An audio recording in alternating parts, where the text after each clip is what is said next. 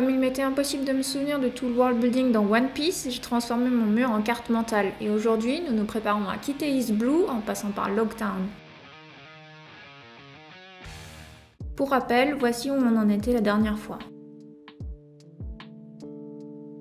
Dans la section géographie, je n'ai qu'une information à ajouter sur la carte d'East Blue. Loguetown est la ville où tout commence et tout se termine, où est né et a été exécuté le roi des pirates, Gold Roger.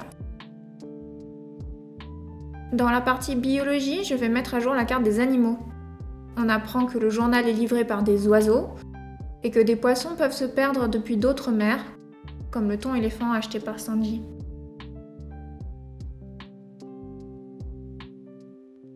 Dans la partie technologie et magie, je commence par ajouter à la carte armement la balle prison de la marine qui permet de faire prisonnier des détenteurs d'un pouvoir du démon utilisé sur Buggy et Alvida. Il y a aussi pas mal d'ajouts à faire sur la carte des lames. Il existe une classification des meilleurs sabres, les 12 meilleurs sabres, les 21 grands sabres et les 50 sabres de qualité supérieure. On apprend aussi que le sabre de Kuina est le Wado Ichimonji, qu'il vaut 10 millions et qu'il fait partie des 21 grands sabres. Enfin, il existe aussi des sabres ensorcelés comme le 3e Kitetsu. Dans la section Histoire, j'ajoute une nouvelle carte associée aux commentaires du narrateur pour les citations qu'il nous partage. La première est de Gold Roger, le roi des pirates, dans le chapitre 100, et résonne toujours d'importance aujourd'hui. Il est des choses que personne ne peut stopper, une volonté de faire perçue comme héritage, des rêves, les remous d'une époque. Tant qu'il y aura des hommes qui aspireront à donner un sens au mot liberté, rien ni personne ne pourra les arrêter.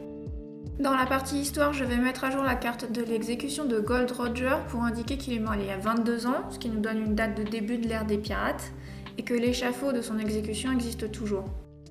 Dans la partie événements actuels, j'ajoute qu'il y a eu un nouveau coup d'état à Villa, d'après le journal, que Luffy reçoit sa première prime pour un montant de 30 millions de berries, un montant exceptionnel pour un début, 10 fois supérieur à la moyenne des primes sur East Blue, et que suite à l'exécution ratée de Luffy, Smoker et Buggy se rendent sur Grand Line.